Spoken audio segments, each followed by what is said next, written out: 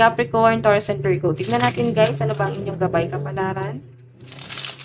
Gabay kapalaran po ni Earth sign. Okay, so pasensya na guys sa ingay po ng mga sasakyan. No? Earth sign, meron tayong the Chariot.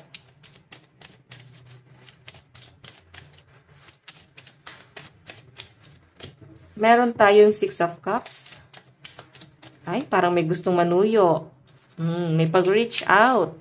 So, maaaring may mag-reach out sa inyo. Maaaring nakaalitan mo, kaibigan mo, katrabaho mo, kapamilya mo, jowa mo. So, nakikita ko guys, maaaring nangangailangan ng tulong tong taon to. Okay, iba naman dito guys, maaaring sasabihin mo, parang wala naman madam eh. Tignan mo the Chariot.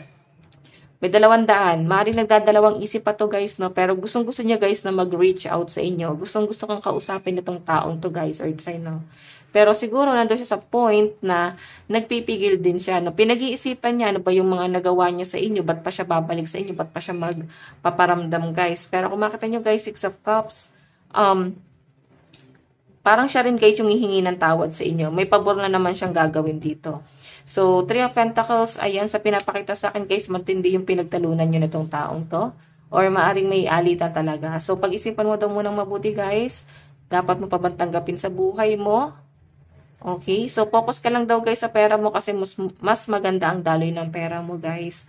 Maaari kasi guys itong taong tumapanambat siya, minamalit ka masyado. So bilog nga naman guys ang mundo, no? Hindi habang buhay, nasa tuktok tayo. Kaya piliin pa rin natin guys ang maging down to earth at wag guys manapak ng tao. So maaring ikaw guys yung tinatapakan dito maaring ikaw yung nagpapakumbaba. So kung alam mo sa sarili mo guys na grabe yung ginawa sa inyo, bakit mo papapasukin sa buhay mo? Ang toxic na ng ganyang energy, guys. Okay, tignan pa natin.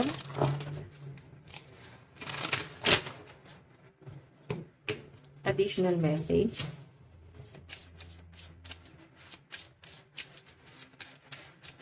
Additional message. So, guys, meron tayong feather, lioness, and shark. Okay.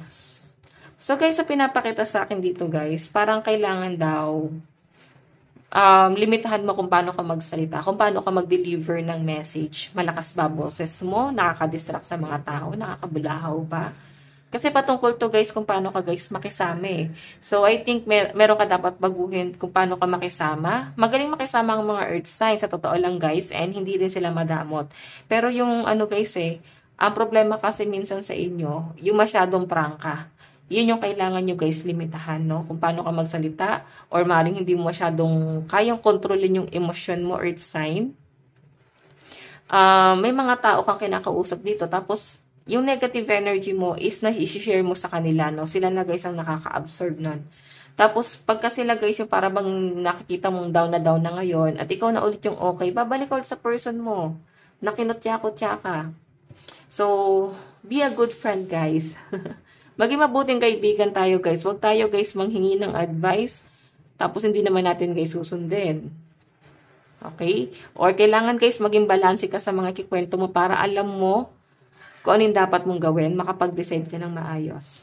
So, guys, ang lucky number mo is 26, 13, and 35. Pagdating sa love life mo, tingnan natin.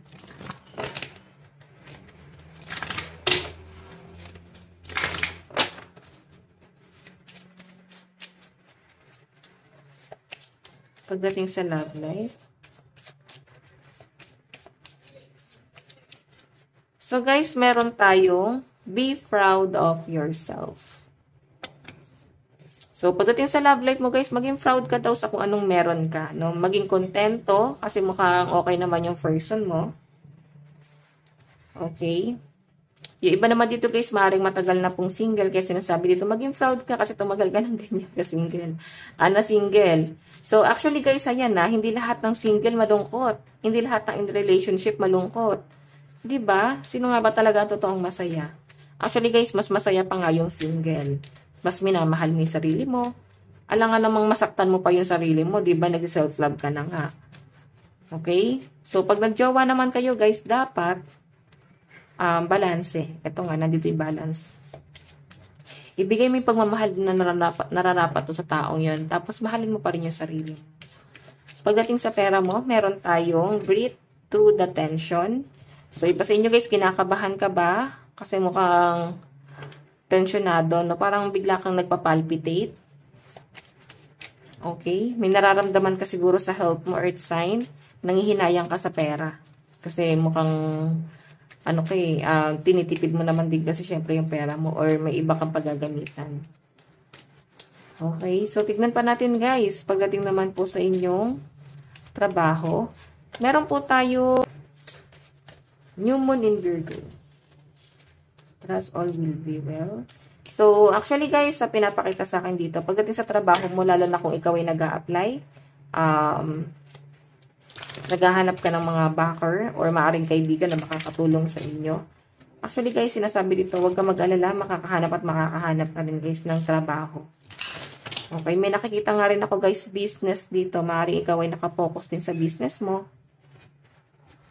Okay. So, pagdating naman guys sa inyong mga kaibigan, business. Iba sa inyo kasi guys, mukhang napanghihinaan talaga kayo ng loob. Though malakas naman ang loob nyo, pero minsan parang nadadoubt ka rin. Nadadoubt ka sa kakayahan mo. Actually guys, ito sa lahat ng mga zodiac sign, earth sign ng isa sa pinakamalalakas ng energy at masisipag. Sobrang workaholic guys. Okay? So, tignan natin. Kaya nga madalas guys, ito yung mga pagod yung katawan. Ito yung mga bodybuilder yung mga earth sign. Sila yung mas, mapapansin nyo guys, maganda ang kanilang katawan, pangangatawan, healthy. Mas conscious kasi kayo guys sa katawan. Okay, and yun nga, mas parang hindi kayo sanay na walang ginagawa. Okay, tignan natin guys. Pagdating naman po sa inyong mga kaibigan, meron tayong find the balance. Ayan. Ibig sabihin, limitahan mo ang connection mo sa mga friend mo. Family, meron tayong assess the situation. So, actually guys, yung iba sa inyo, hindi na kayo gano'ng humihingi ng tulong sa family nyo. Kasi ayaw nyo na sila guys ma-stress. Okay, so earth sign, possible na ang kadil mo is Taurus, Scorpio, Virgo, Libra, and ayan, Virgo pa rin to. Love advice. Love advice. Oops. So guys, meron tayong the garden. Okay. So, mas malakas talaga ang energy ng mga dito guys.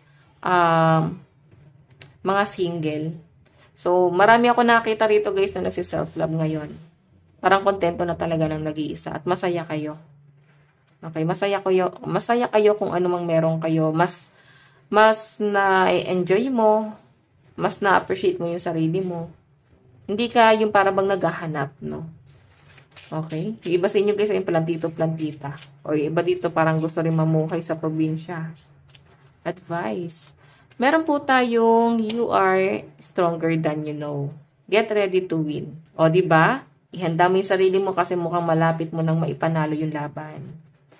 So guys, ito lang naman po ang inyong reading. Bukas po ulit. God bless and love you all. Bye-bye po.